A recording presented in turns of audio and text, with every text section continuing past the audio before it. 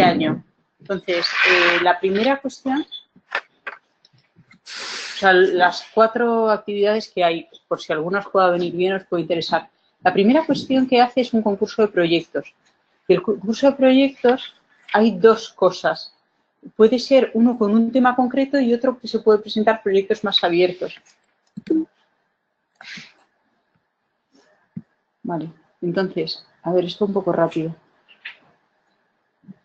Entonces, son los premios locales de escuelas, que son estudiantes de las escuelas inscritas al Foro Cerámico, y el premio local Hispalit para todas las escuelas de España.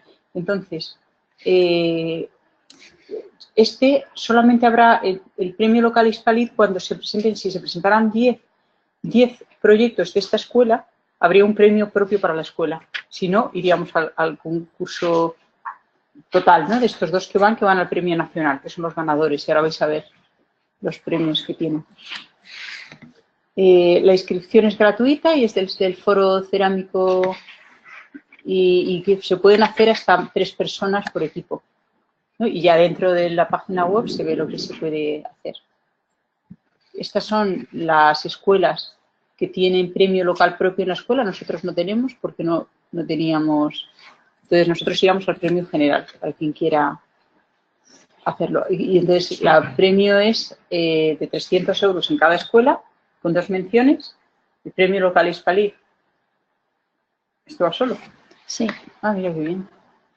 Esto va para atrás ahora. Son 3 y el premio nacional son 3.000. Que eso serían, estos 2 primeros, juntarían luego en el premio nacional, que sería un primer premio y 2 menciones. Este jurado, en los locales de cada escuela, que nosotros no tenemos porque nuestra escuela no tiene local, iría al general, y este es el premio local Hispalit y el premio nacional, y este es el jurado. José Ángel Solo, Martínez La Peña, que lo conoceréis, me imagino. Portacelli, yo, y luego de Hispalit, Enrique Sanz y Pedro Roñel.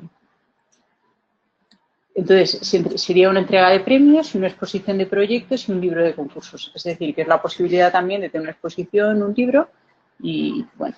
Entonces, hay 2 categorías en el premio. Trabajo fin de máster, para quien su fin de máster piense que pueda tener algo que ver con la investigación de lo que puede ser el ladrillo. Y, a ver. Vale, que tienen que ser trabajos fin de máster presentados ya. Bueno, entre mayo, sé que pueden ser los que ya están. Entre mayo, ¿vosotros? ¿Mayo? Mayo no, vosotros no. Esto es para los del año pasado. Y TFG, que es para textos, que puede ser también de estudiante de arquitectura, de posgrado, de cualquier investigación que pueda estar asociada con estos temas. Y bueno, entonces esta es para estos premios, la inscripción sería gratuita. También el premio TFM son 1.000 euros. Esto lo podéis plantearos porque se repetirá para el año que viene. Pues ya podéis plantearos y para el año que viene podéis presentarlos, ¿no? El vuestro ya lo acondicionáis para el cierre final, ¿vale? Y lo preparáis así. Vale, ya está. Entonces, el jurado de estos premios de TFM y TFG son este jurado y la entrega de premio y la difusión que se dará a esto. Y luego, hay otra cosa muy interesante del Foro Hispalit, que es a la que nosotros nos hemos apuntado y hemos solicitado esta ayuda, y es un tema que se llama las lecciones aprendidas. Las lecciones aprendidas es que arquitectos que nos interesan y que están haciendo cosas innovadoras en este caso, podemos invitarlos a las escuelas, y el Foro Hispalit nos permite traerlos. En este caso es el caso de Pablo, para que nos cuenten su obra, ¿no? Para que cuenten cómo van trabajando. Entonces, bueno, pues estos son los arquitectos que han ido por las escuelas, ¿no? Pablo, que lo tenemos hoy aquí con nosotros, que nos va a hablar de la Casa T y más cosas, otro proyecto que tiene ahora por medio, pero que, bueno, pues que ver muchas veces es una gran ayuda encontrarnos cómo otras personas se plantean hacer soluciones innovadoras, o cómo otras personas se puedan plantear, pues, resolver problemas y dar un pasito más, ¿no? En tema de investigación o en tema, pues, simplemente de construcción, ¿no? Y llevar a hacer que nuevos sistemas constructivos, que puedan poder llevar también a resolver las cuestiones un poquito mejor, ¿no? Y por la última cuestión que organiza el Foro Cerámica, también para vuestro conocimiento, son visitas a la obra, visitas a la fábrica o a los procesos de fabricación de los materiales cerámicos. Pues yo tengo que decir que hace unos años, no muchos años, visité una fábrica y me abrió mucho la mente porque me hizo descubrir muchas posibilidades de cosas al entender cómo se hacen las cosas. Al entender cómo se hacen las cosas se puede entender cómo se pueden aplicar mejor y cómo se usan. Y yo pienso que después de haber visitado pues, una fábrica en Castellón sobre cómo hacían piezas cerámicas, he podido aplicar, por ejemplo, en revestimientos cosas nuevas. Y ahora mismo estoy trabajando con ellos en otras posibilidades. Entonces, bueno, pues creo que también es una gran aportación, que a lo mejor dices, bueno, visitar una fábrica. No, visitar una fábrica nos abre mucho los ojos. Entonces, también esa sería también otra aportación del Foro Cerámica. Pues nada, eso es lo que os quería contar. Y ahora que me han pedido, por favor, que ya que nos está patrocinando esta conferencia el Foro Hispalit, que os contara un poco para que supierais lo que hacían. Aunque ha habido carteles por la escuela y habrá carteles por ahí probablemente de esto, muchas veces es más difícil leerse un cartel que por lo menos, bueno, esta presentación habréis adivinado que no la he preparado yo. Lo habréis adivinado. Pues, pero bueno, me han pedido, por favor, ¿podrías contarles esto antes de...? Bueno, pues muy bien, pues yo os lo cuento. Y ahora entonces, ahora viene lo bueno, ¿no? Que es que Pablo nos va a contar. También con la suerte, ¿no? De tenerlo aquí en un grupo, en una clase, ¿no? De alumnos que están ya en el máster, que son ya arquitectos, que están sacando el máster habilitante, que están avanzando en un punto muy avanzado sus proyectos de fin de máster y que sería muy interesante también que las dudas que tengáis, las cosas que a vosotros os pueda sugerir o que queráis que podáis, ¿no? Hablarlo con él. Quizá los del Go Streaming que vamos a poner aquí a lo mejor no puede preguntar, pero nosotros tenemos la suerte de tenerlo cara a cara, ¿no? Entonces, no quiero retrasar más que con unas cosas y con otras y, bueno, y de verdad darte las gracias y, bueno, a disfrutar, ¿no? Yo por la primera, ¿no? Cuando te invité, pues digo, bueno, pues para disfrutar nosotros aquí, estar aquí contigo. Bueno, pues, ¿crees que lo vamos a conseguir, MJ? Sí. Esto tiene un gran mérito, que lo sepáis, porque tú dices que sí. Sí, se está descargando la conferencia de Pablo. Vale, y entonces ahora ya se puede abrir aquí también, ¿no? Sí, con el pen. ¿Con el pen? ¿Con qué pen? No. Sí, vamos a salir. Pues en este no lo hemos grabado. Ahora lo grabamos. No.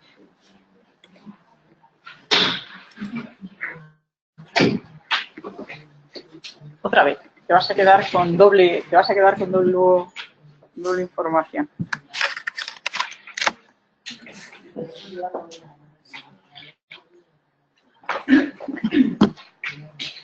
Me quedan.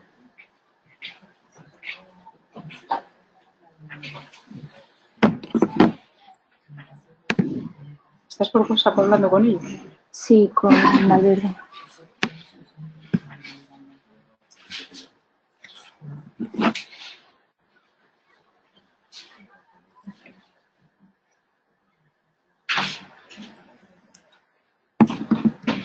Bueno, dile que ya hemos hecho la presentación. Sí, ya está. Son 66, así que ya está.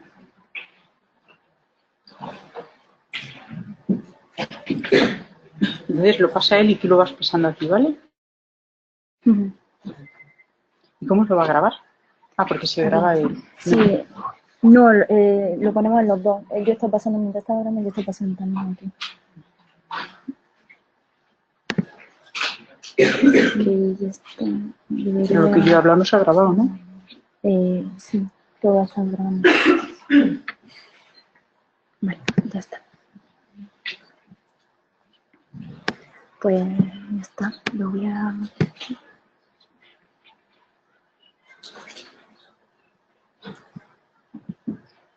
Se está copiando.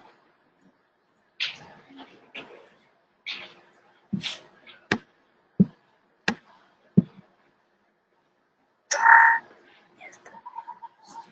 Ahí. Vale.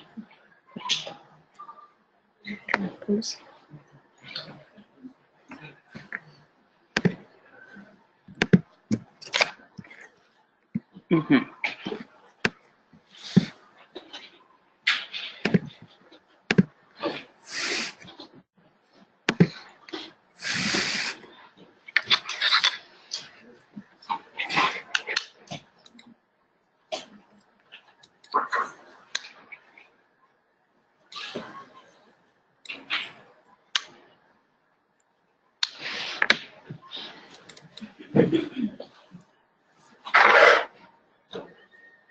A ver cómo puedo cerrar esto.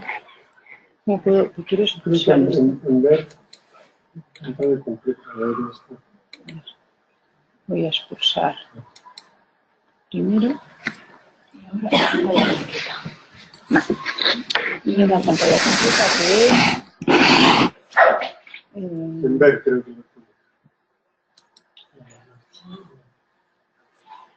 Al final. fenómeno. Pues nada, estupendo. el ratón y en el teclado se pone.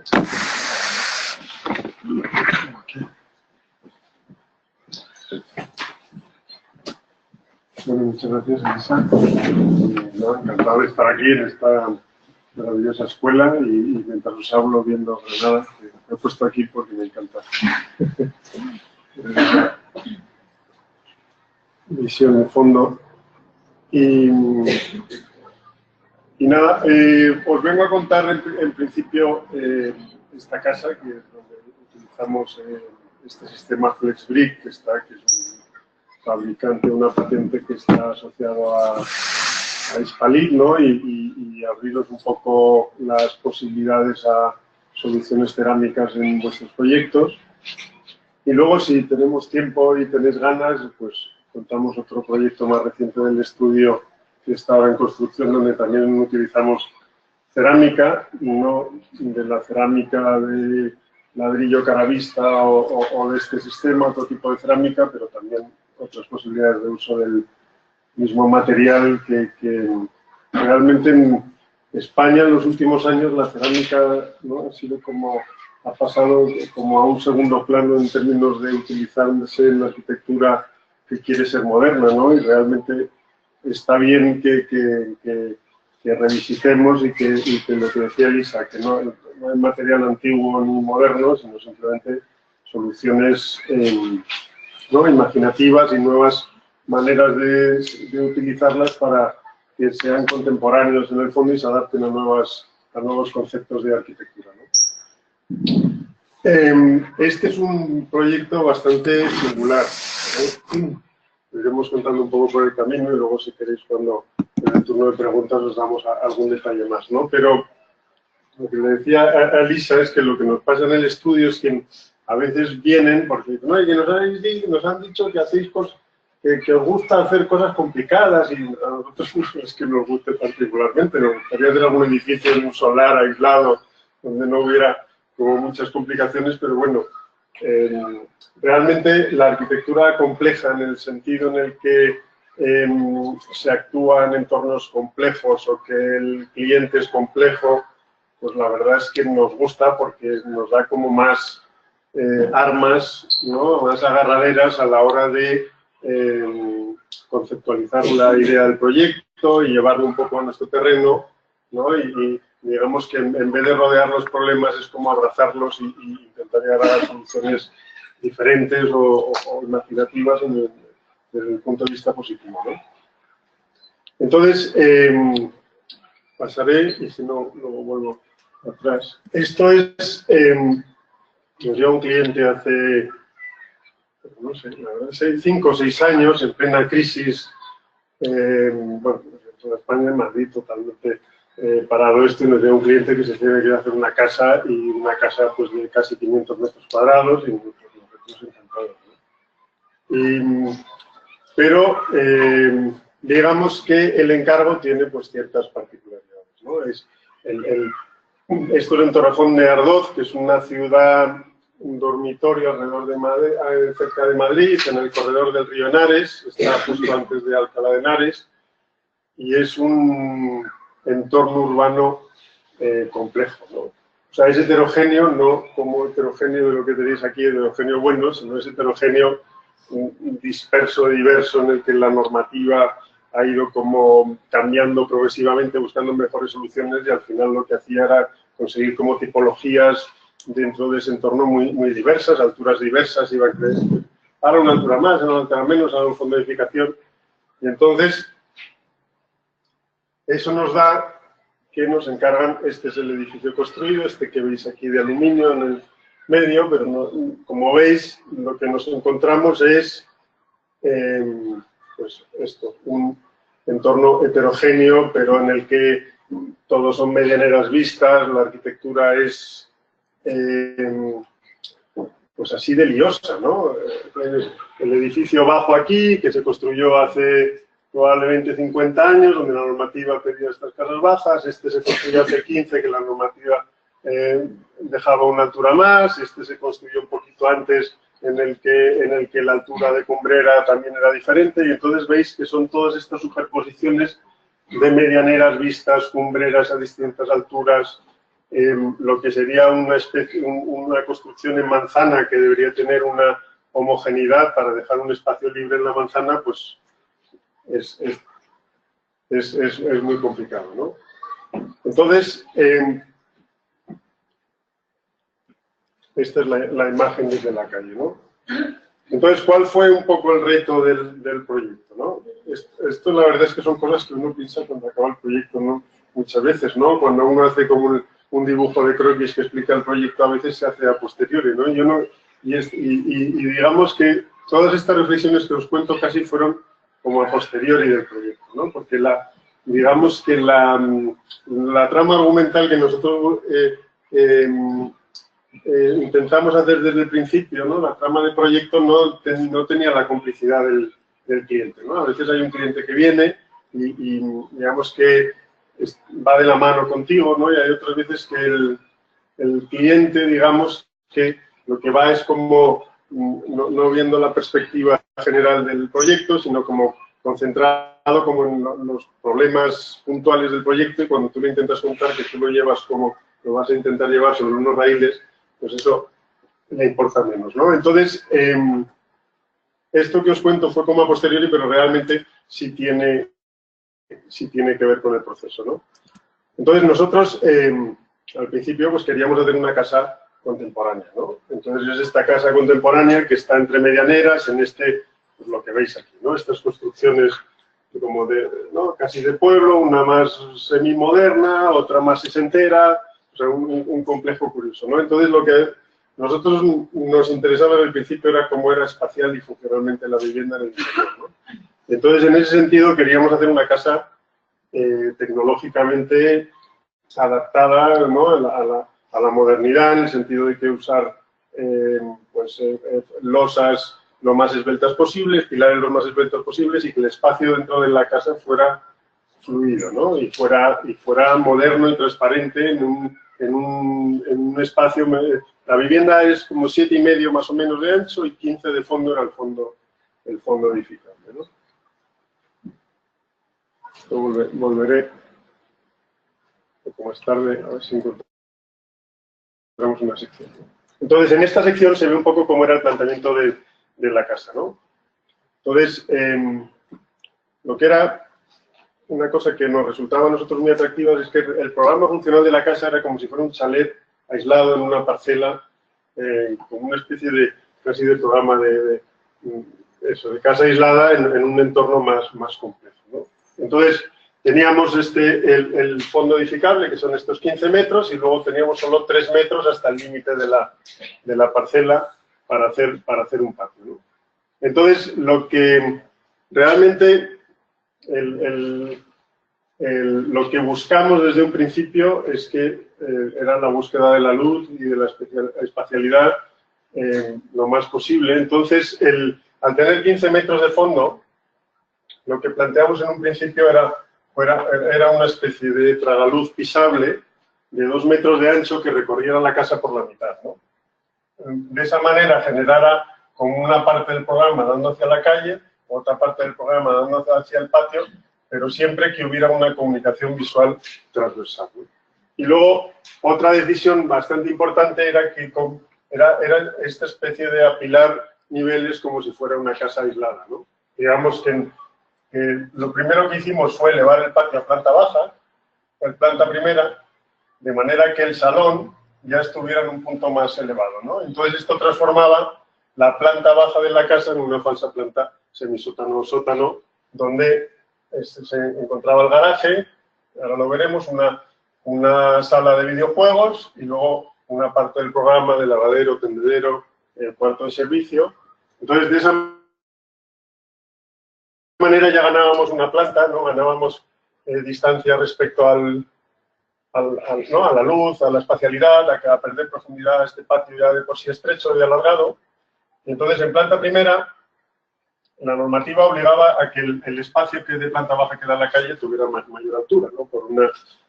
Por su potencial, que fuera potencialmente un local comercial.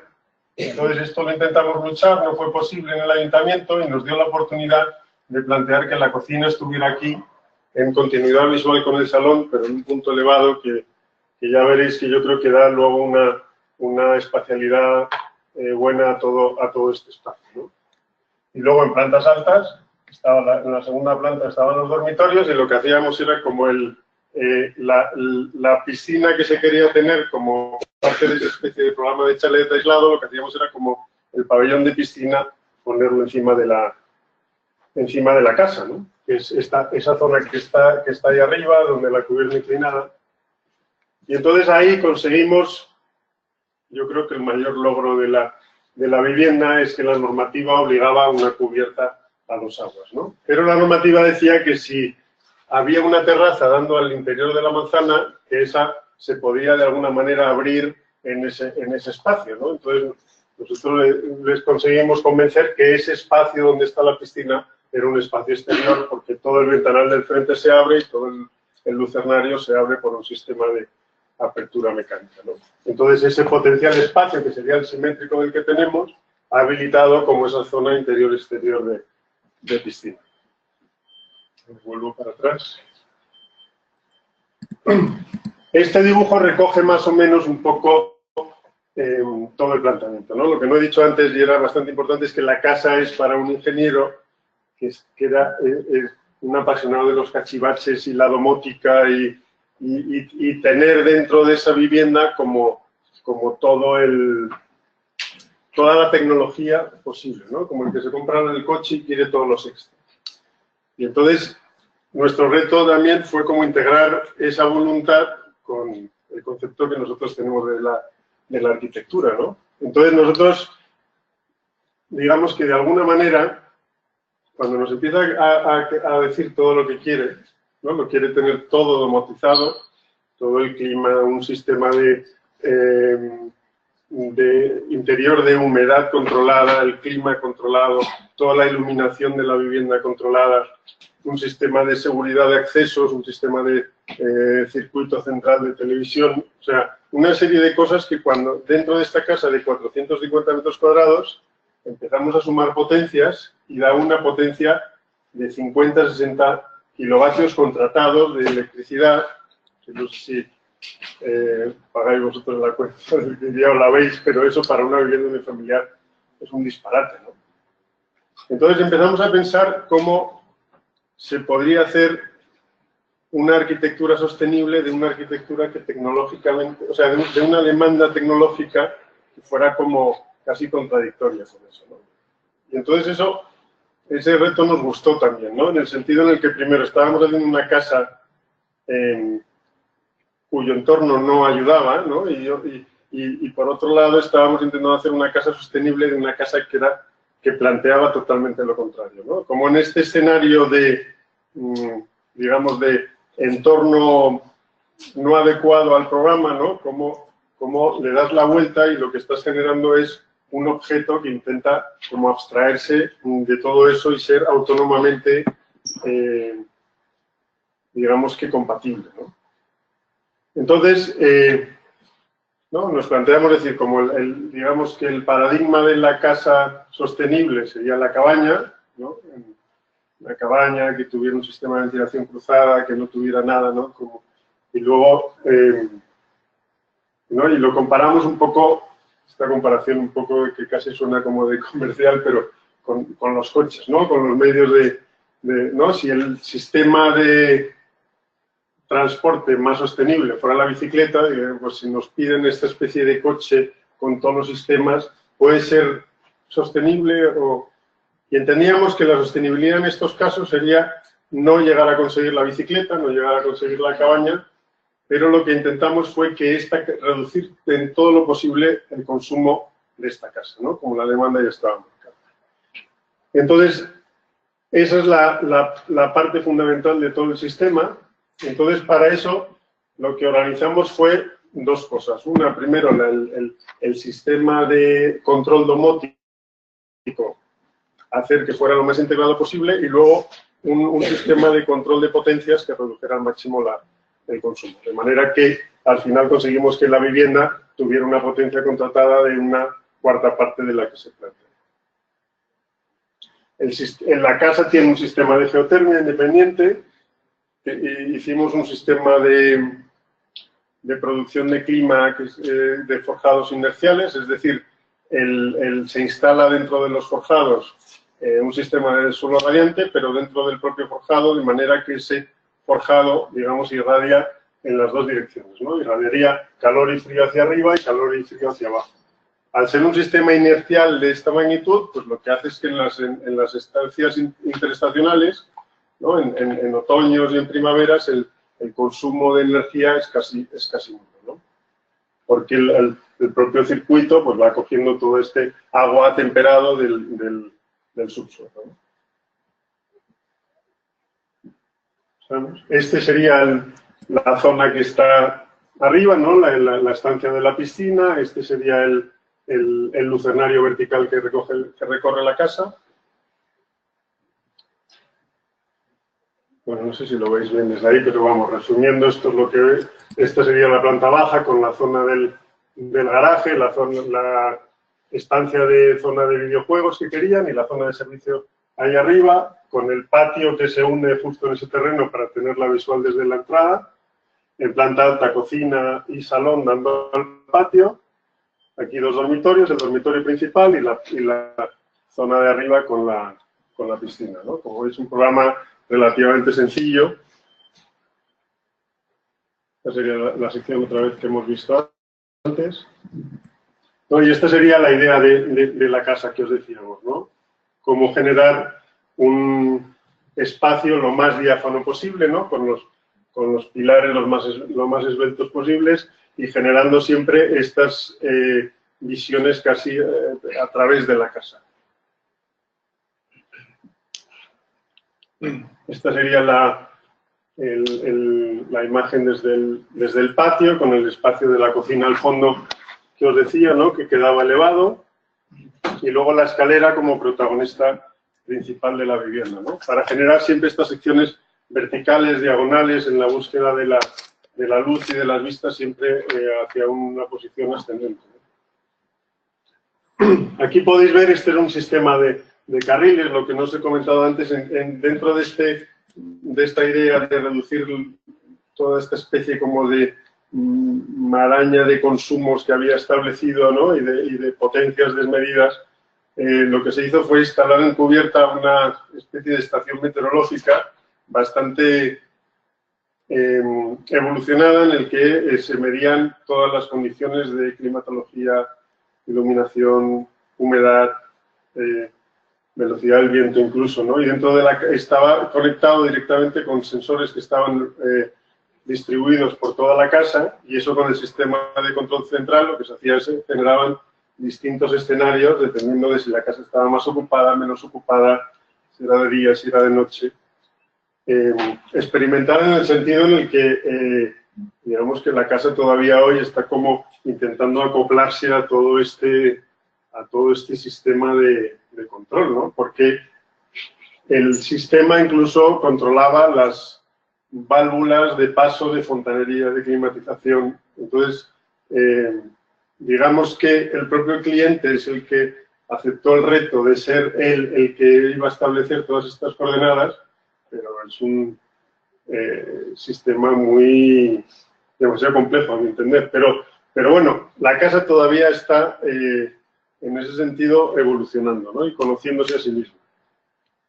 Esta es la idea del patio, lo mismo, pues aquí hay unos raíles, ahí hay unos estores que están escamoteados dentro de la propia vivienda, ¿no? De la propia envolvente, ¿no? Y dependiendo de que este sensor indicara los sensores, si hay más luz o menos luz, más sol o menos sol hay, más lluvia o menos lluvia, estos estores, digamos, que se mueven como controlados, ¿no? El acabado de la vivienda, al patio y a todo el lateral de la vivienda era este hormigón visto. La casa, por otro lado, tenía una envolvente de aluminio y vidrio en todo su perímetro, y luego ya veremos cómo la casa se adaptaba a la normativa, teniendo una envolvente cerámica superpuesta, ¿no? Este es un dibujo que me gusta enseñar. Este surgió durante la obra, ¿no? Porque, bueno, pues a veces sucede que llegas con el plano del proyecto y eso se transforma en una especie de lenguaje como muy agresivo al constructor o al propio encargado, ¿no? Y de alguna manera, pues imprimimos en el estudio en grande, en dinacero, la sección transversal, y lo que hicimos fue empezar ¿no? Era esa otra contradicción del proyecto, ¿no? Artesanalmente reconstruir esa sección porque los detalles que había resultaban como muy abstractos al constructor, ¿no?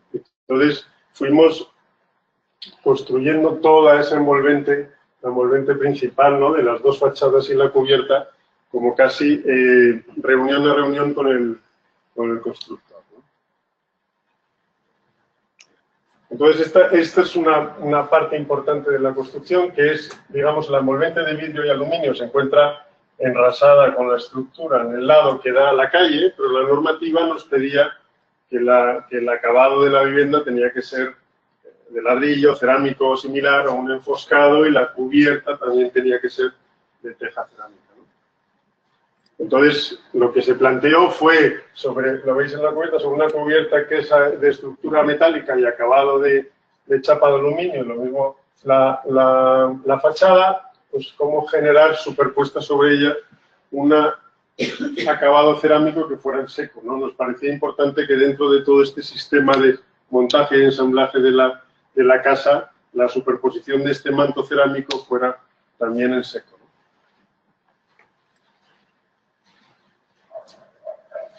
Lo mismo aquí.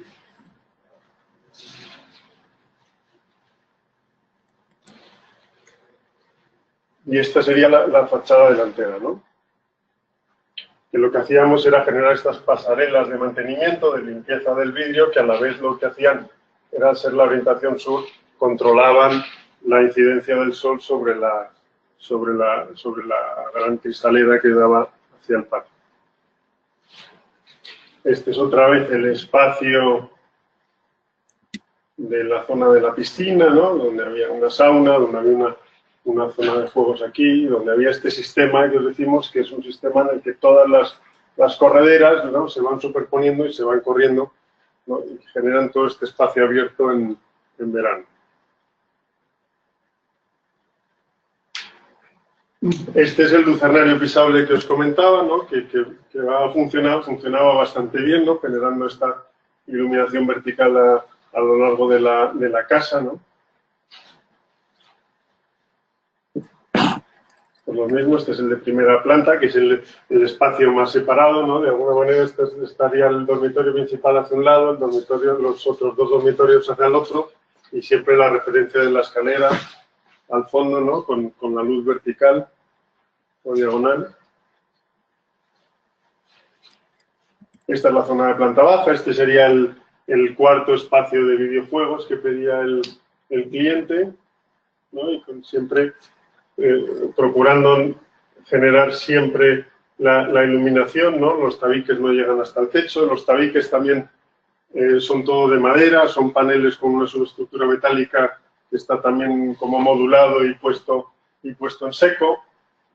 El sistema del techo es un sistema perforado, ¿no? Porque al ser este forjado inercial, ¿no? Lo que suele pasar con los suelos radiantes refrescantes es que se ponen por encima del forjado, ¿no? Y se suele poner una capa antihumedad, de manera que esos sistemas solo irradian hacia arriba, ¿no? Al tener un sistema integrado dentro de la propia solera, irradia hacia arriba y hacia abajo. Instalamos este techo perforado para que dejara pasar esa radiación térmica, ¿no? Bueno, y esto sería una sección contraria a la otra. Esta sería dando a la sección de la escalera, ¿no? Y veis un poco aquí cómo se intentan buscar dobles alturas, se intentan buscar siempre diagonales visuales y de iluminación a lo largo de la casa, ¿no? Con la escalera siempre siendo protagonista, pero siendo lo más diáfana posible.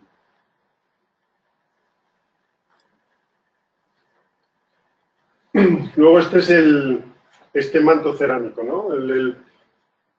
Cuando lo instalamos la propiedad y los vecinos se quedaron bastante sorprendidos, ¿no? Y la primera impresión que da es, pues si se ve un montón la casa, si es una especie de cosa que no se entiende, esto es muy moderno, y la verdad es que pues supongo que sería poco a poco el ojo de la propiedad y de los vecinos se fue como adaptando a esta imagen, ¿no? La verdad es que en cuanto se consigue cierta oblicuidad dentro de la calle, se ve muchísimo menos transparente de lo que se ve aquí, ¿no?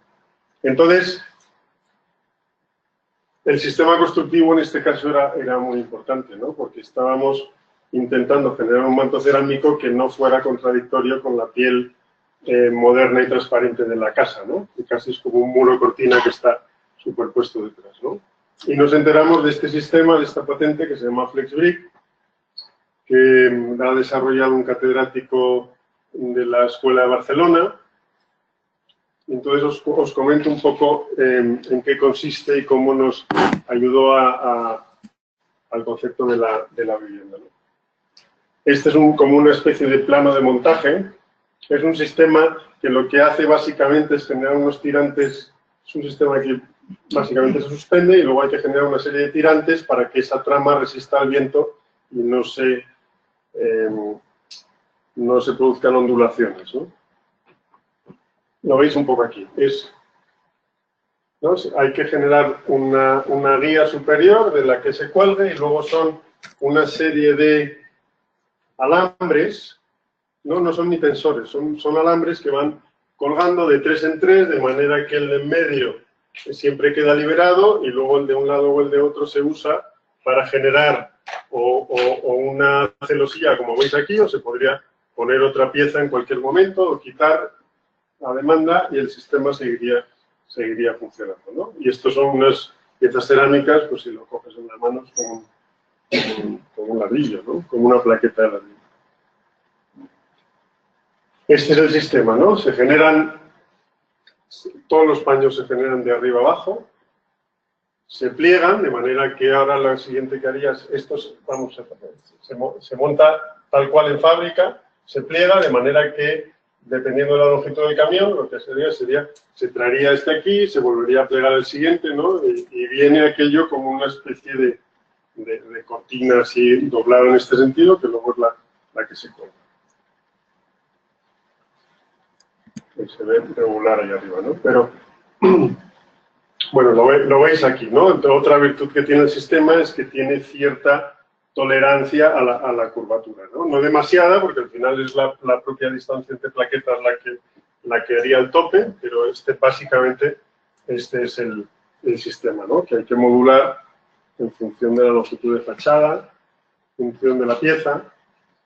Tienen distintos acabados, tienen distintas longitudes. Y luego, otra cosa, bueno, que vosotros sabéis, y especialmente en Granada se puede observar en muchos sitios, ¿no? La capacidad de transparencia que tienen estas celosías, ¿no? Es una celosía que siempre la gente dice, no, estoy metido en una especie de cárcel, no voy a ver a través, voy a estar como una sensación permanente de, ¿no? Como de separación y como de prisión espacial respecto al exterior, y en este caso pues funcionaba con una luminosidad bastante importante, aislaba también de un frente de parcela que también volvía a ser esta especie de visión heterogénea que realmente no aportaba mucho. Y luego otra decisión que nos gustó mucho del proyecto, ¿no? Que los arquitectos siempre tenemos con, ¿no?, esta especie de amor-odio con los brillos, ¿no? Si se usan mal, quedan fatal, y entonces cómo aprender a usarlos bien, ¿no? Tomamos la decisión de que los muebles de la cocina y del salón estuvieran lacados en brillo, ¿no? Y la verdad es que yo creo que fue acertado. Luego el suelo igual, el suelo en vez de ser mate se puso satinado, el microcemento en brillo ya es demasiado, ¿no? Pero generaba al final estos reflejos, esta imagen que nos gustaba mucho, ¿no? Estos son los dormitorios, que también en los dormitorios sí que se entendía que había que dar cierta escapatoria. Otra cosa que nos gustaba del proyecto, ¿no? Que no llega a contaros cómo era esta especie de esquema conceptual, ¿no? El esquema conceptual era que planteábamos una casa tecnológica por la herencia que teníamos del propio programa, ¿no? La intentábamos llevar hacia lo sostenible y luego al recubrirla de este manto cerámico la convertíamos otra vez en esta casa de pueblo como integrada en el barrio, ¿no? Entonces, la casa está en la calle Cristo, esquina en la calle Cruz, que se llaman así porque la procesión pasa por delante, ¿no? Entonces, estos guiños de estos balcones eran como el balcón del pueblo para que se asome a ver la procesión de Semana Santa, ¿no? Y de hecho entendemos que en el dormitorio sí que la escapatoria visual estaba en una planta superior, era más importante. Luego también, ¿no?, el sistema de cómo reinterpretar la propiedad al principio como pues son del pueblo y tienen como ciertas costumbres arraigadas ya, como y ahí se lleva mucho lo de la reja de entrada, la reja de las barandillas, ¿no? Se hizo este pequeño juego, ¿no?, intentando emular las rejas tradicionales, pero llevándolas un poco más allá, en un diseño más contemporáneo. Y luego, volviendo a lo mismo, ¿no? Dentro de la casa intentamos hacer que la casa fuera lo más contemporánea posible, lo más espaciosa. Ahí sí que tuvimos más complicidad por parte del cliente, ¿no? Esto es un poco lo mismo, ¿no? Toda esta parte baja era lo mismo, ¿no? Querían tener como la reja que entraba un zaguán, que entraba luego a la casa. Y entonces, pues luego analizando esto, digo, ¿pero por qué quieres un zaguán para entrar a la casa? Bueno, pues es lo que hemos tenido siempre, ¿no? Y de alguna manera llegamos como a este compromiso de que nos hacemos el estampado de la rejería del zaguán, pero la vivienda realmente no necesita ese zaguán para entrar, ¿no? Bueno, estas son algunas imágenes que he traído, ¿no? Porque a veces está bien como reflexionar sobre el inicio del proyecto, ¿no? Y en este caso, la verdad es que después de tener la primera reunión con el cliente, salió esta maqueta, pues nada, a la semana, yo creo, teníamos esta maqueta, ¿no? Y hay veces que nos lleva como semanas, meses, llegar como a la idea del proyecto, cuesta sacarla muchísimo más, ¿no? Y en este caso salió una maqueta así enseguida, que es, digamos, que es casi clavado a lo que sucedió al final, ¿no? Todo el sistema lucernario, eso de la cubierta de ahí arriba, eso fue ya posterior, se fue depurando más, pero teníamos lo mismo, ¿no? Ya teníamos el lucernario vertical, aquí en este punto se interrumpía, pero luego ya llegó hasta abajo, teníamos la piscina puesta en el mismo sitio, la distribución de los dormitorios está como acabó estando, la planta baja con el salón y la cocina estaba exactamente igual y la zona de abajo exactamente igual, ¿no? Lo único que varió es que la escalera la teníamos puesta ahí, ¿no? En un recorrido más corbuseriano, nos gustaba la idea de hacerla transversal y cuando ella estuviera elevado tener un mirador desde aquí arriba que mirara hacia los dos lados, pero acabó teniendo mucho más sentido que fuera la escalera siempre en la misma dirección.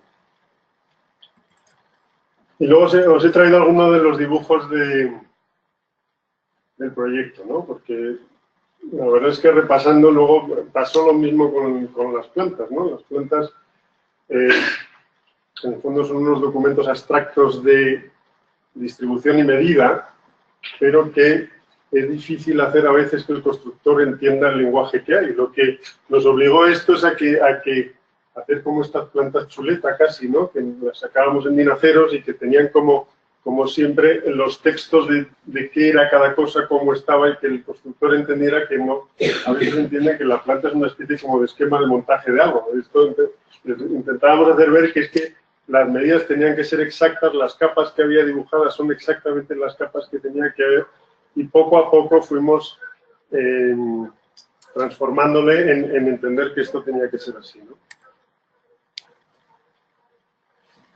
Y luego todo este lenguaje también tenía que acoplarse a la cantidad.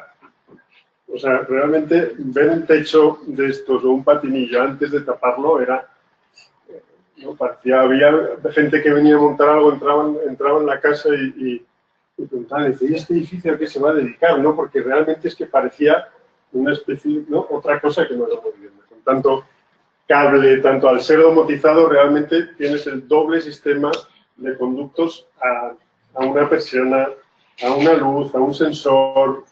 Estaba todo integrado. Y otro tema que realmente no habíamos hecho antes y tenía una complejidad técnica divertida, era que el cliente quería quitar y poner humedad a demanda, que es una cosa que en principio no suena bueno, pues sí, ¿no? Pero ¿no?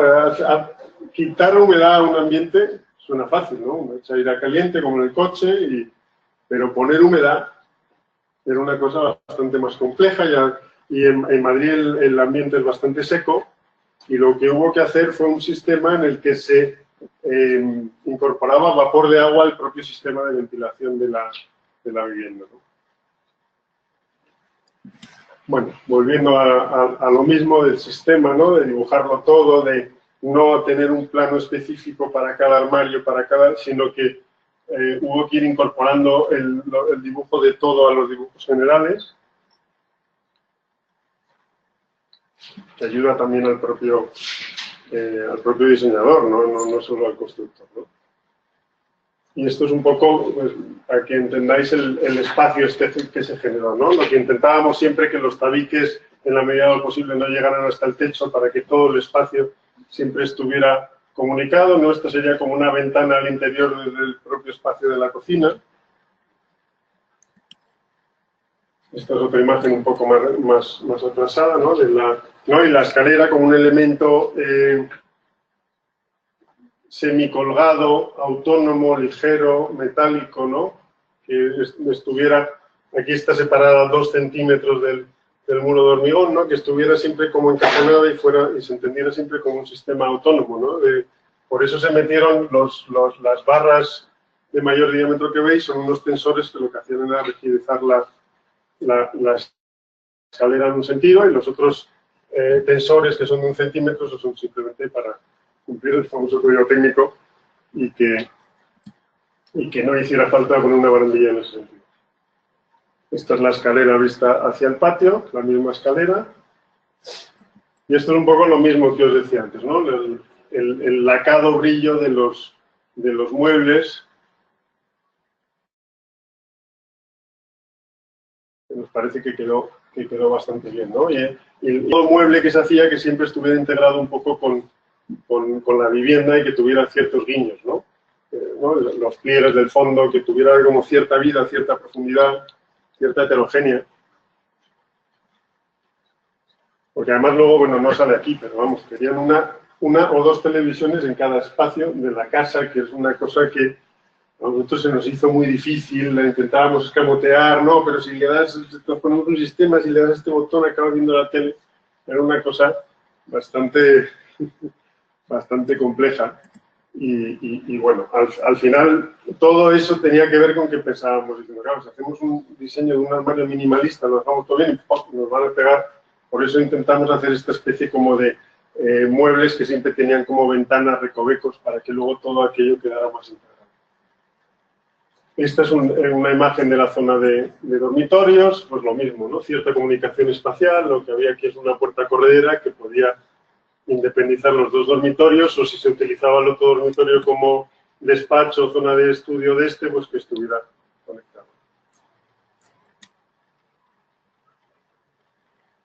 Lo mismo veis aquí, ¿no? El sistema de persianas es un sistema de persianas orientables que tiene, es posible cualquier posición de ángulo y de apertura de estas persianas, y entonces dentro de cada escena pues era posible controlar eso, que se podía hacer escena baño nublado, escena baño sol, ¿no?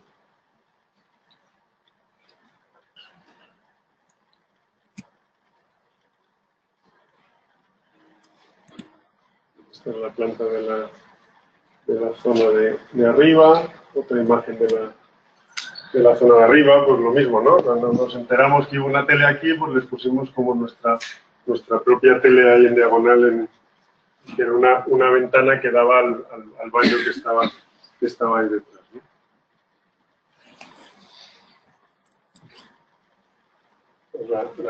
La zona de la piscina, ¿no? Que lo que hicimos fue, para no romper esta especie de comunicación, ¿no? Porque realmente la demanda de la piscina era que estuviera a 30 grados permanentemente el agua de la piscina, que eso genera una humedad brutal, pero no queríamos independizar esa zona del resto de la vivienda, ¿no? Y generamos como esta especie de pecera que hacía como, ¿no? Generaba como una cámara y una zona independiente. Además también la zona de la piscina. Cubierta. Esta es la fachada a la calle, antes. Una fachada totalmente diferente, que sería ¿no? Mucho más abstracta, diáfana, dando al patio. Esta es la imagen final. En el que, ¿no? Utilizábamos o cogíamos el mismo lenguaje de la gente de la zona cuando se hacía sus casas. Esta casa debe ser 6 o 7 años anterior a esta, ¿no? Pero al final utilizábamos los mismos elementos, ¿no? El alero, la cerámica, el balcón, ¿no? Pero en un lenguaje, creemos, más contemporáneo y más integrado en el fondo. Yo creo que esto es... Sí, cuéntanos la... ¿Contamos más? Sí. Este es un proyecto completamente diferente. Esto lo hemos traído porque yo, como en defensa del sistema de los concursos de arquitectura, ¿no? Y yo creo que la ventaja y la oportunidad que tenéis con que se realicen estos concursos de arquitectura, porque yo cuando era estudiante pues no había concursos de arquitectura para estudiantes, ¿no? Entonces estábamos todos deseando, y que ahora podáis tener la oportunidad de hacer eso. Os voy a contar un poco cómo este concurso, esto fue un proyecto ganado en concurso, y cómo realmente estamos convencidos de que llegamos a esta solución porque era un concurso, ¿no? De alguna manera es ponerse en la situación en la que tienes que pensar el proyecto casi como si estuvieras en la escuela, ¿no? Porque como tienes que ser tan preciso al contarlo, ¿no? Y tan conceptualmente claro para que el cliente tenga clarísimo lo que le estás presentando, era un poco cómo nos lo planteamos nosotros, ¿no? Este es un solar magnífico en el centro de Madrid, al lado del Palacio Real, que está cerquísima de la Casa de Campo, en un entorno complejo topográficamente y también en un entorno construido bastante heterogéneo. ¿Veis aquí? Este es el solar.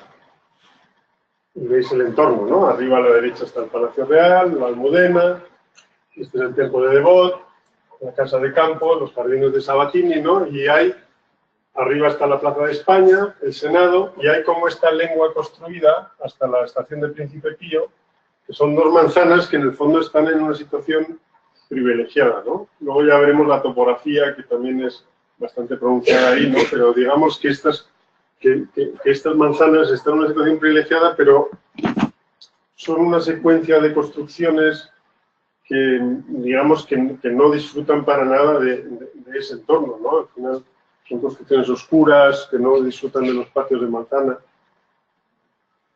Entonces, dentro de esa situación, este es un esquema que nació al principio también, ¿no? Que son estos estos dibujos, que es lo que os decía, ¿no? Cómo le contamos claramente al cliente y cómo pensamos nosotros esto desde el punto de vista de cómo se puede contar lo más sencillo posible, ¿no? Entonces, al final nos pusimos hicimos una especie de planteamiento muy de Culjas, ¿no? Casi que sería como, se lo estoy contando a un promotor, que además no es español, es un fondo inglés, ¿no? Y entonces dices, ¿cómo le llevo al lenguaje? Y entonces él piensa, bueno, lo que quiere es que les haga los números, para empezar. Luego ya, que le guste el proyecto, que le pueda gustar al posible comprador, ¿no? Digamos que es un concurso, pero pensado de una óptica distinta a la mayoría de los concursos, que serían como edificios públicos en el que tu interlocutor sí que está más preocupado porque el usuario final, digamos que esté más contento, se encuentre mejor. En este caso es más difícil trasladar eso, ¿no? Entonces aquí lo que dijimos es qué tenemos en el entorno, ¿no? El Palacio Real y el Templo de Devot, o el parque, y ¿cómo lo contamos, no? Pues vamos a contar que queremos hacer un proyecto que lo que haga es participar lo máximo posible de las vistas a los dos hitos más importantes que tenemos en las dos direcciones, ¿no? Entonces nos ayudaba que previamente hay un edificio industrial de Telefónica, bueno, que originalmente era la fábrica de Kodak, que eran estas maquinitas que hacían las fotografías instantáneas, ¿no? No, había un edificio industrial de ladrillo realmente no acoplado a lo heterogéneo que era el entorno. Entonces hicimos como esta secuencia de imágenes para contárselas al cliente, ¿no? Que son las que os enseñamos en secuencia. ¿Qué le contábamos primero al cliente? Diciendo, bueno, ¿no? ¿Qué es lo más caro que vas a poder vender aquí? Un ático, ¿no? Un ático con vistas. Pero un edificio convencional, si lo planteamos como un edificio convencional, tendrá todas las alturas posibles y luego el ático será retranqueado, tendrá una terraza y será una sola planta, ¿no? Entonces, en ese planteamiento pues salían ocho áticos, ¿no? del programa. Esto eran sobre bastante 10.000 metros cuadrados construidos, que es bastante, que es y entonces de los cuales pues un 8% aproximadamente saldrían, ¿no? ¿Cuál fue nuestro planteamiento? Nuestro planteamiento fue contarle esto al cliente para que viera, pero también era nuestra herramienta proyectual, ¿no? Cómo nos adaptamos a un entorno, como os digo, tan heterogéneo, de distintas alturas, ¿no? Había un edificio aquí que era como muy abusón en altura sobre el resto. Teníamos una altura de cornisa bastante más controlada allá abajo. Entonces, nuestra primera estrategia, como fue decir, pues el edificio debería acoplarse a estas alturas que van surgiendo dentro de la propia manzana, ¿no? Entonces, lo que hicimos fue generar este escalonamiento para que fuera abrazando poco a poco y acoplarse de manera natural a la altura de este edificio, manteniendo siempre las alturas, respeto por las alturas de cornisa de los edificios vecinos, ¿no? Esta altura de cornisa estaría a la altura de cornisa de este edificio, esta estaría a la de este, en esta medianera también estaríamos a la altura. Y aprovechamos esa estrategia. También lo que hacemos es no utilizar todo el fondo edificable, nos venimos lo máximo posible hacia allá, contándole al cliente que todos esos metros cuadrados son los que se volvieran a poner encima, pero también lo que genera es una distancia y un espacio trasero mucho más adecuado, ¿no? Y entonces toda esa superficie de base de edificio convencional, digamos, la utilizábamos para generar 4 plantas de áticos que se posarían sobre la volumetría adaptada al entorno, ¿no? Esto que nos daba, que al final 70% de apartamentos tenían vistas al Templo de Devot y al parque, y un 12% tenían vistas al Palacio Real, ¿no? Luego hicimos esta estrategia, que yo creo que funciona bastante bien, que es que esos escalonamientos, al ser de una sola planta, digamos que tienen como una escala muy liviana comparada con la potencia que iba a tener la volumetría final, ¿no? Entonces hicimos como estos cortes escultóricos, de manera que lo que hacían era bajarse esos para, ¿no? Como una especie de chillida en el que donde se produce una rotura del sistema, eso produzca como un quiebro en la unión, ¿no? Y eso nos permitía también, de alguna manera, ¿no? Si teníamos un elemento que posaba por otro, de alguna manera, enchufar los átomos en el elemento principal. Luego, otro problema, otro inconveniente que hay es que en Madrid, bueno, no sé cómo funciona aquí, hay una, me parece fenomenal, hay una comisión de patrimonio, ¿no? Hay una comisión que decide si los edificios que están construidos en un entorno central respetan de alguna manera el entorno y son compatibles con lo que hay, ¿no? Entonces no queríamos hacer una fachada contemporánea, ¿no? Queríamos, pero a la vez que dialogara con lo que hay, y lo que hicimos fue irnos como al referente arquitectónico más importante del entorno, que nos parecía que era el Palacio Real, ¿no? El Palacio Real es un sistema muy modulado, pero son, ¿no? La imagen que tenemos de él son esta secuencia de pilastras de granito, ¿no? Entonces, lo que planteamos de alguna manera era llevar esa secuencia de pilastras a nuestro edificio, ¿no? Generamos un primer plano de fachada en el que lo que teníamos era, pues, las cornisas y las pilastras, y de alguna manera lo que planteábamos era esta imagen final, ¿no? Que sería esta secuencia de pilastras ordenadas y, digamos, que generando estas secuencias no homogéneas, ¿no? Para que diera este dinamismo a la fachada y también que la fachada fuera contemporánea en sí. Y luego esta secuencia de áticos, ¿no? Que veis hacia el fondo.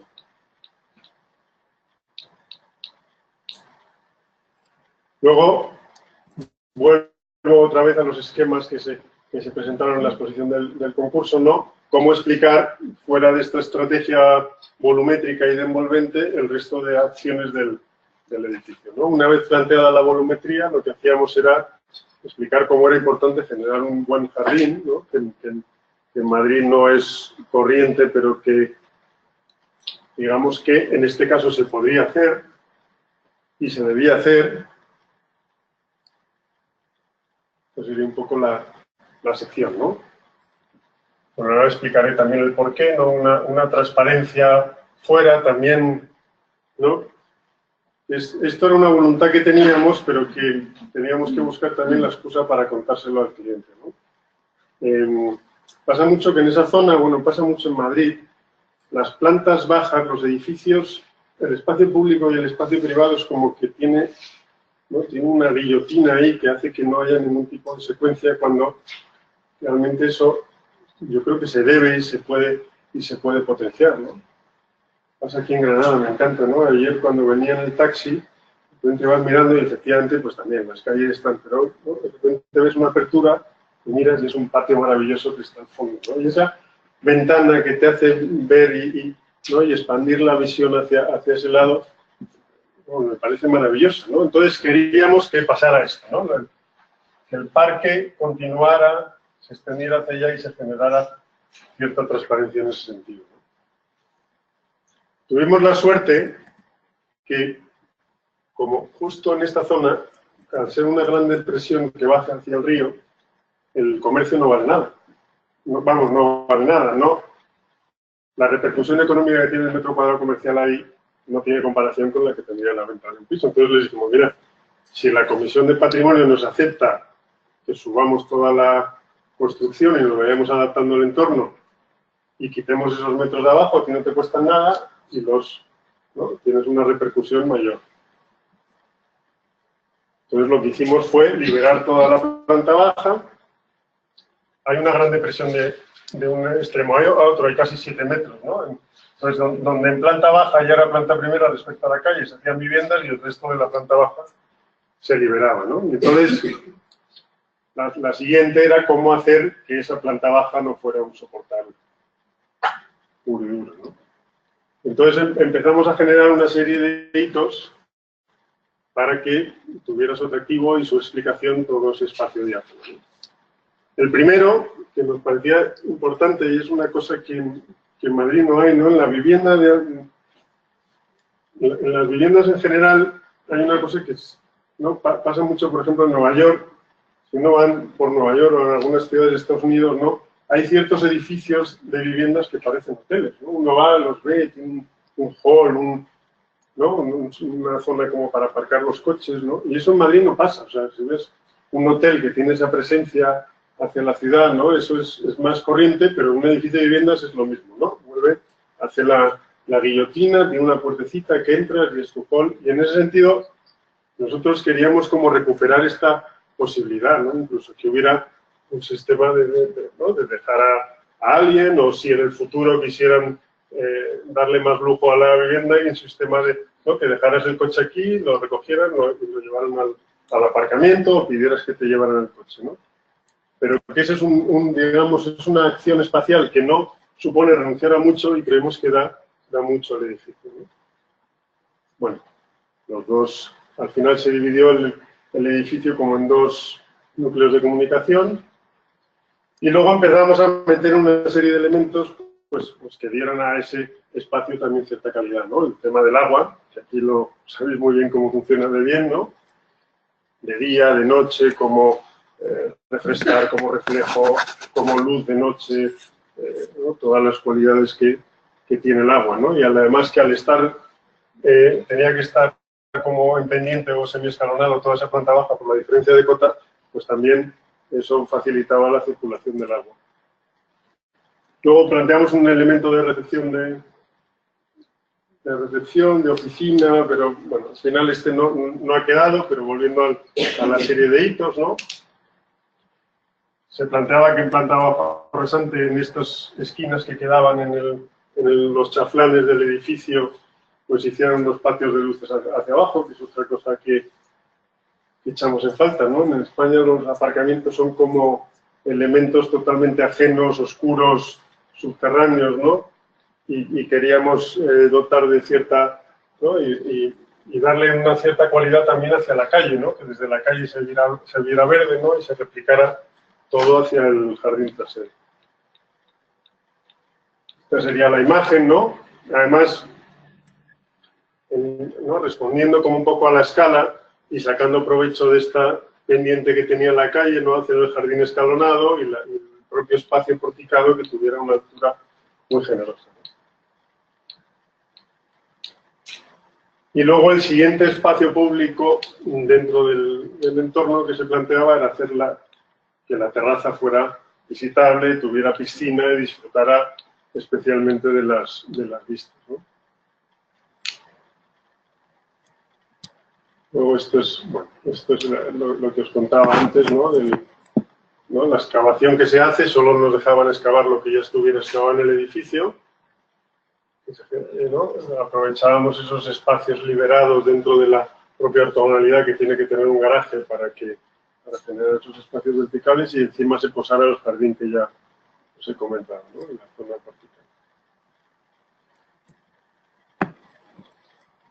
De manera que será el resultado final. Bueno, algunas plantas para explicar. Esto es cómo ha quedado finalmente la planta baja, ¿no? El pabellón de recepción que iba como en esta zona, al final se ha transformado en un gimnasio que va digamos que en esta especie de cuerno que le sale a la parcela. Entonces os explicaba que hay unas viviendas, ya que en esta calle es bastante pendiente, estas viviendas ya se encuentran en planta primera respecto a esa calle. Y luego, pues, lo que os decía, ¿no? Esto también se esponjó todo lo que se pudo para arriba, y con dos núcleos de comunicaciones lo que se generaba es unos apartamentos dando a las vistas hacia el templo de Devot, hacia el parque, otros en plantas más bajas hacia nuestro jardín, y en plantas más altas ya se vería hacia el Palacio Real. Y lo que hacíamos, que es esta secuencia, ¿no? A partir de cierta altura van apareciendo, ¿no? Los retranqueos y las plantas áticos, ¿no? Con las terrazas. De manera que esa especie como de imbricación que os decía que sucedía en volumetría también va sucediendo en la planta, ¿no? Porque digamos como que los áticos se van extendiendo como una mancha siempre según vas conquistando más altura. Y luego aquí veis, ¿no? Estas aperturas que os decía, en los saltos de la cornisa se producen estas tres aperturas. ¿No? Lo mismo, esto ya se va extendiendo, esto en las plantas más altas, aquí todavía queda una parte de la volumetría que se va adaptando a la alineación de la calle, pero el resto ya van generando todos estos apartamentos con terrazas.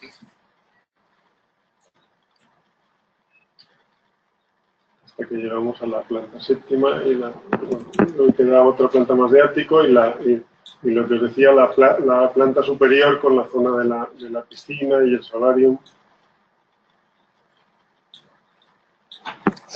Entonces, los apartamentos, pues al final los apartamentos, digamos que intentan ser bastante compactos, lo más racionales posibles, esquivar pasillos, pero bueno, el esquema es el de una vivienda convencional, ¿no? Lo único que también conseguimos convencer al cliente que en Madrid las cocinas solo pueden dar a zonas, tienen que tener una ventana, una dimensión, dar a la calle, y entonces si hacíamos cocinas convencionales cerradas de los salones, pues lo que hacíamos era consumir una cantidad de metro lineal de fachada que repercutía sobre el número total de viviendas, ¿no? De manera que les propusimos hacer las cocinas abiertas a los salones y bueno, lo bueno de que fueran ingleses supongo es que les pareció más normal que lo que le parecería a un español, ¿no? De manera que todas las viviendas tienen como un espacio de estar, comedor, cocina, que ya se puede integrar más o menos, y luego un espacio más concentrado, más optimizado de dormitorios, ¿no? Luego siempre planteábamos como el tabique del dormitorio que está anexo al salón, que sea un tabique sencillo, que no tenga instalaciones, ni enchufes, ni nada, por si en algún momento, ¿no? Esto, o el hijo se va, o el matrimonio se separa, o las circunstancias familiares cambian, que este espacio se pueda integrar dentro del espacio total sin hacer un cambio significativo en la arquitectura. Esto es un tipo de dormitorio, de apartamento también que planteamos, este es menos convencional, que planteamos a la propiedad, ¿no? Siendo la zona que es una zona que es menos... no es una zona burguesa en el sentido de que una familia con hijos tenga una vida más fácil dentro de Madrid, ¿no? Es más difícil circular por aquí, hay menos colegios cerca, la topografía es bastante movida para pasear carritos y demás, y entonces planteamos que nos parecía que era una zona muy buena para que gente compartiera piso, pero que sería bueno no tener una jerarquía de los dormitorios, ¿no? Entonces planteamos esta especie como de salón-cocina, que lo que tiene son dos dormitorios exactamente iguales para que estos dos que llegan en las nuevas circunstancias no se tengan que pedir uno el cuarto bueno y el otro el cuarto malo, ¿no? Entonces, al cliente le gustó mucho porque salen estas unidades súper compactas, ¿no? En el que ahí no se pierde un metro cuadrado y han funcionado muy bien. Estos se han vendido muy bien. Y luego, pues, también del otro lado, pues, se combinaba con las viviendas más convencionales, ¿no? Entonces, esto sería el espacio del dormitorio que quedaría con una propuesta de amueblamiento. Y el salón, pues, sería este como el que hemos visto antes, ¿no? La cocina en el primer plano y en el segundo plano la zona de salón. Espacios muy comprimidos, muy aprovechados, estrechos, por eso nos parece importante lo de siempre las ventanas de suelo a techo, las visuales, ¿no? Que esta escapatoria visual y espacial aumenta muchísimo la sensación de privacidad, de amplitud de los espacios, ¿no? Y luego, pues en las zonas de áticos, pues ya empiezan a aparecer áticos más, ¿no? Con los salones más amplios, los espacios más amplios, dormitorios más grandes, ¿no? Entendiendo al cliente que esos espacios, se venden más no por aprovechamiento de metro cuadrado, sino por la gente ¿no? que quiere que hay una demanda mayor de áticos. Y entonces, pues con el planteamiento volumétrico al principio, pues salían unidades como especiales y yo creo que saldrán áticos bastante divertidos, ¿no? Este es el único dúplex que hay en toda la promoción.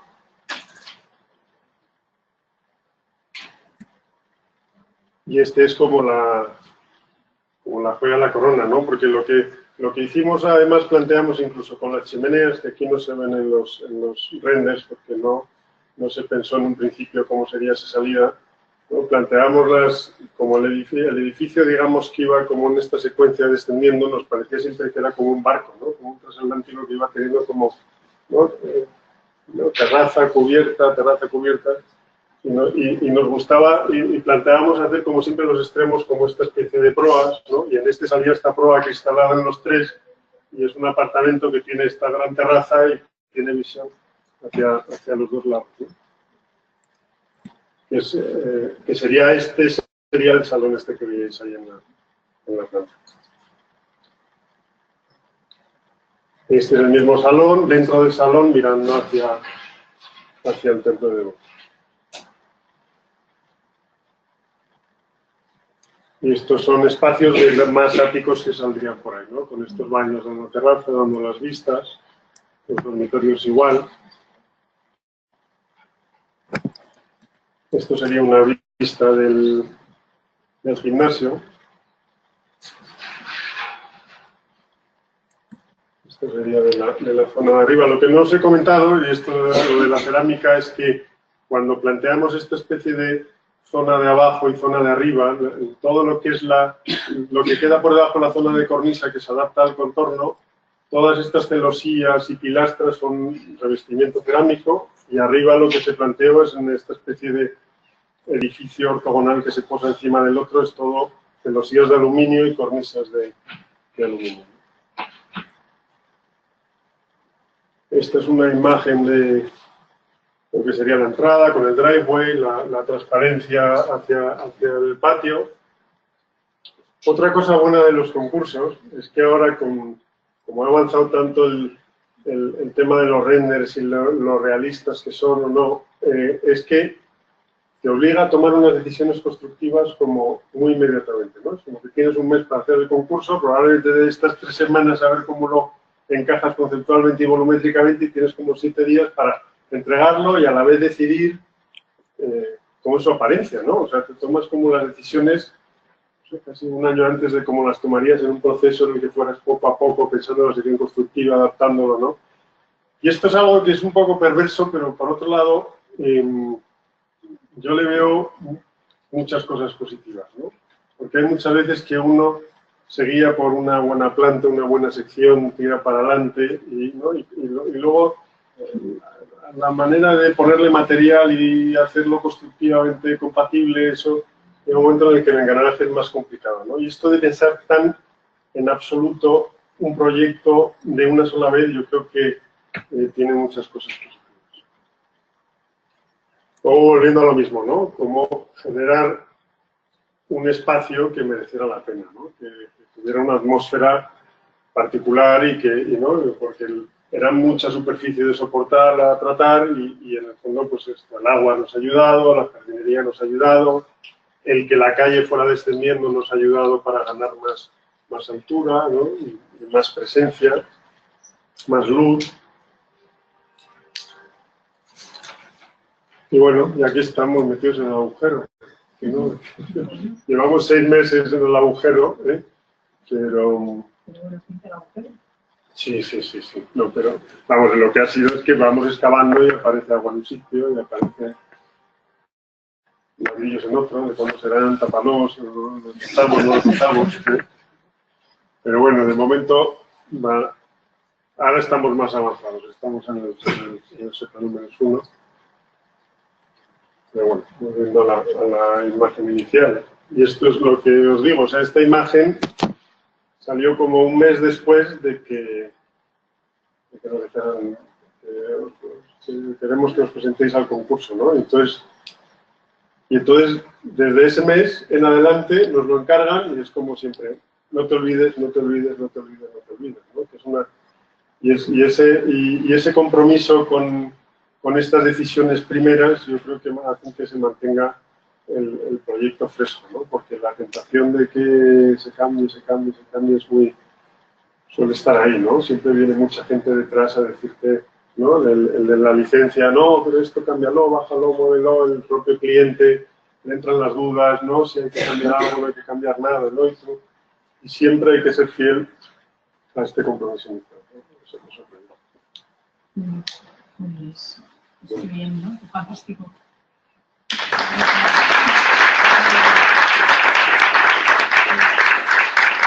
Y a mí me gustaría, ¿no?, que podáis, ¿no?, que tengamos la suerte, yo creo que en este momento que estáis nosotros preparando de carrera, que tenéis que saber contar un proyecto, un tribunal, ¿no? Yo creo que este ejemplo y esta forma también de esa claridad, esa radicalidad, pues ayuda mucho, ¿no? Esa coherencia que tiene que tener todo lo que nos ha dicho Pablo, ¿no? La coherencia entre, oye, mira, es que esto tiene que un compromiso constructivo, tiene que ser coherente la imagen con cómo hacemos las cosas. No sé, me gustaría que queráis preguntarle lo que sea o que queráis decirle o lo que pensemos, ¿no?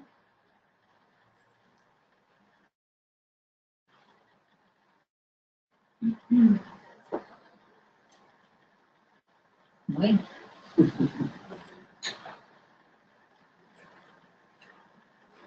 Bueno, yo tengo que decir muchas cosas, pero tendré que hablar en vosotros primero.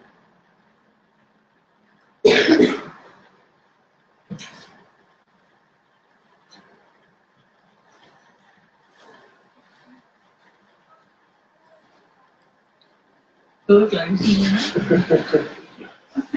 Alejandro, ninguna duda, ¿no? Está quedado muy claro. Claro. Esto nos pasa en Madrid también, ¿eh? Eso pasa, ¿verdad? Pero yo creo que es sí, sí. O sea, es algo que pasa sobre todo en las universidades en España, ¿no? Sí. Participa un poco, no sé. Pues la verdad es que entiendo que ha quedado... Que criticarme algo, que es lo más divertido, lo que nos ha gustado. Pues yo voy a decir cosas. Yo fijaos, y hablando de este proyecto, ¿no? Fijaos cómo realmente ha conseguido llevar el concepto del parque al proyecto. Y el proyecto de Palacio también, porque obviamente es bastante lujo, ¿no? De la cuestión esa. Pero cómo ha sido capaz de optimizar y llevar al máximo una estrategia de proyecto a través de 3 herramientas y de tres decisiones proyectuales. Y contarlo. Y yo creo que vosotros también en vuestro proyecto, de alguna manera, os pasa lo mismo, ¿no? ¿Cuál es la raíz del proyecto? ¿Cuál es la idea que voy a construir y cómo lo cuento? Yo creo que es una muy buena lección de arquitectura, ¿no? Ver y entender cómo a través de la disfunción, a través de cómo el movimiento... todas las decisiones de proyecto tienen muchas razones detrás. Entonces creo que eso es algo que refuerza mucho el proyecto, ¿no? Luego aparte, contarlo bien. Pero creo que, no sé, creo que en este momento que toda esta asignatura también es un apoyo a vuestro fin de carrera, creo que, bueno, no sé por qué están callados, la verdad. Creo que esto puede ser, bueno, es una gran ayuda, ¿no? Que Pablo haya venido a contarnos y a compartir con nosotros todo esto. Bueno, está totalmente convencido. Sí, pero controlar las tentaciones es muy... Cuando hacéis un fin de carrera, las tentaciones las tenéis vosotros mismos. Cuando es la vida real, pues digamos que la corrupción del propio proyecto te viene de fuera, pero a veces el mayor enemigo es uno mismo. Yo eso sí lo recuerdo de cuando estudiaba, ¿no? Y que me insistían mucho los profesores que tuve, ¿no? Tuve magníficos profesores y era un poco siempre lo mismo, ¿no? O sea, llega un momento en el que algo sucede que te dice, abandona, o sea, no, ¿cuánto puedo transformar esto sin traicionar la idea o el concepto o lo que sea? Y esa es un poco la lucha y yo creo que la habilidad que se debe desarrollar, ¿no? Y en ese sentido, yo recuerdo que en la escuela pasaba mucho, ¿no? Lo que os decía de la planta y la sección es algo que en su día nos pasaba una barbaridad, pues no teníamos tantas herramientas tridimensionales, teníamos maquetas, pero antes los proyectos se definían menos, que tenía también su poética aquello, ¿no? Que a veces era mejor lo que se intuía de lo que a veces acababa pasando.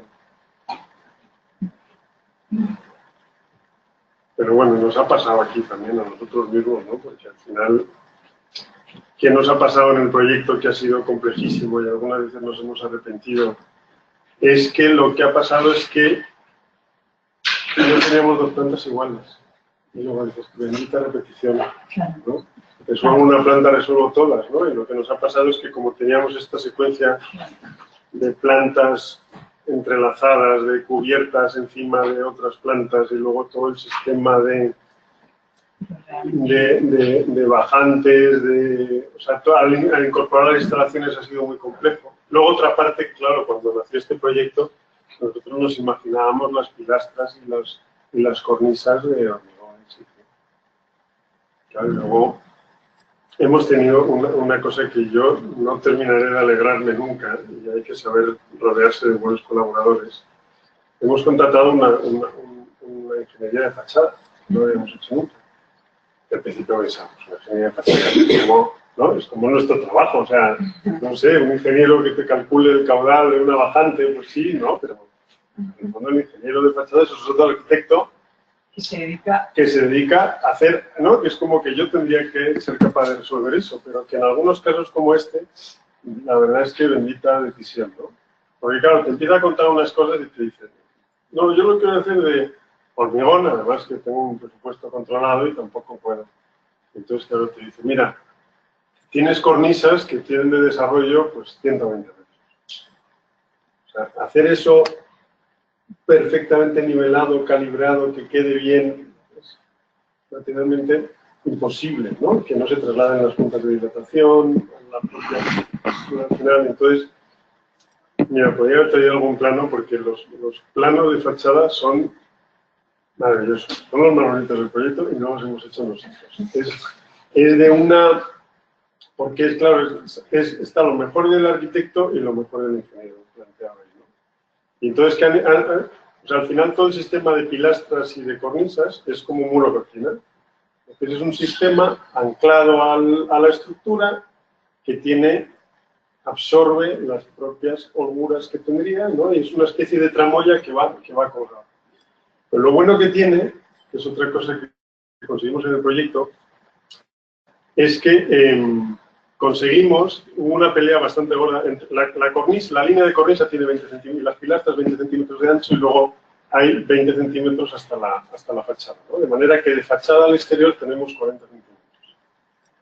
Que el ayuntamiento nos lo quería computar como edificable.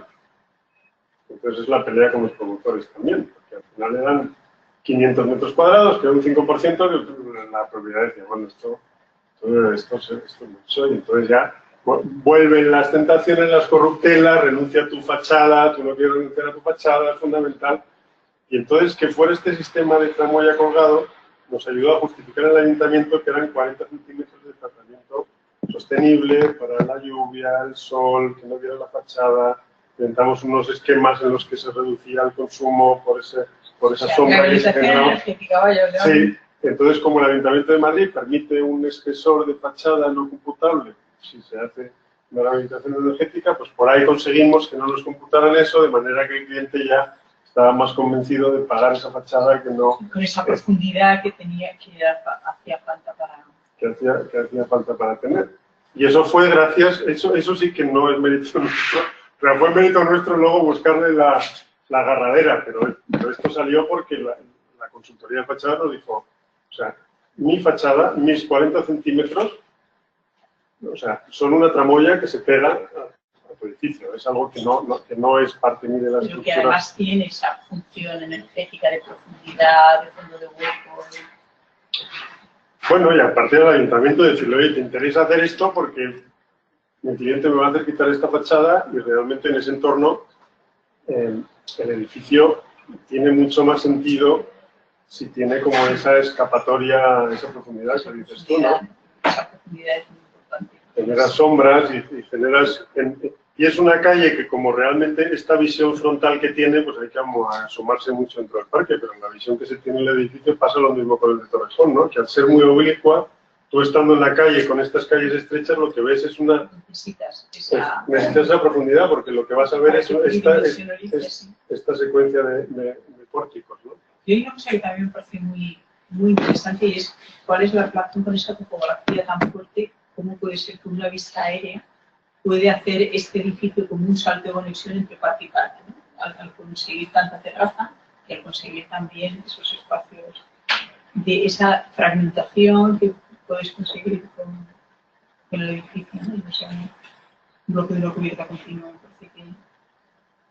Sí, esa ha sido otra guerra también, porque en Madrid te piden que la aportación de agua caliente sanitaria sea toda con paneles solares, y entonces lo que nos obligaba a tener casi toda la superficie de terraza colonizada con paneles solares, pero la Comisión de Patrimonio no nos dejaba poner paneles solares en la cubierta. Es una cosa, porque además los paneles solares no funcionan casi, o sea, el funcionamiento de los paneles solares después de estos años se ha demostrado altamente ineficaces. Pierden el rendimiento enseguida, ¿no? Ha sido que cuesta más el material que, o sea, el consumo de la fabricación es, el coste energético es mayor que la producción que tiene, ¿no? Para eso, ¿no? Sí. Es una cosa que nos ha salido un poco rara. Sí, ¿no? Lo de las cubiertas y las instalaciones y cómo ocultarlas es una parte importantísima, ¿no?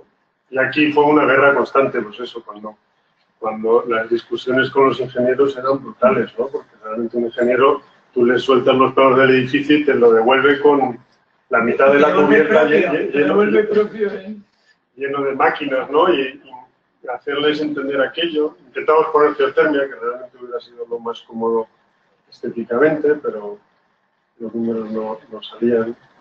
Yo soy un gran defensor de la geotermia porque realmente... Con dos sótanos podríais haber conseguido algo. Sí, pero no, se hicieron estudios económicos y realmente salía más caro y se tuvo que intentar integrar una instalación convencional de clima con aerotermia, porque era la única posibilidad de quitarse los paneles. La aerotermia tiene mucha eficacia, o sea, la eficiencia de la aerotermia es bastante, hoy en día, bastante atractiva. Sí, lo que pasa es que no deja de ser una bomba de calor, ¿no? Que es una energía renovable. Pero bueno, que de una energía limpia, ¿no? Pero bueno, creo que de momento nos hemos salvado con eso y creo que funciona. Bueno, chicos, pues no sé si queréis preguntar algo más, porque desde luego, no sé, la verdad es que creo que es una lección para todos y creo que nos darle las gracias a todos por haber venido a contarnos estos proyectos ilusionantes. También nos ilusiona a nosotros para darnos cuenta de cómo tenemos que aprender, ¿no? A trabajar en equipo, que vamos a tener que aprender en edificios más complejos, ¿no? Pues a superponer muchas cosas y intentar ser fieles, ¿no? a las ideas y que sean ideas construidas y construidas. Bueno, pues, gracias. Gracias.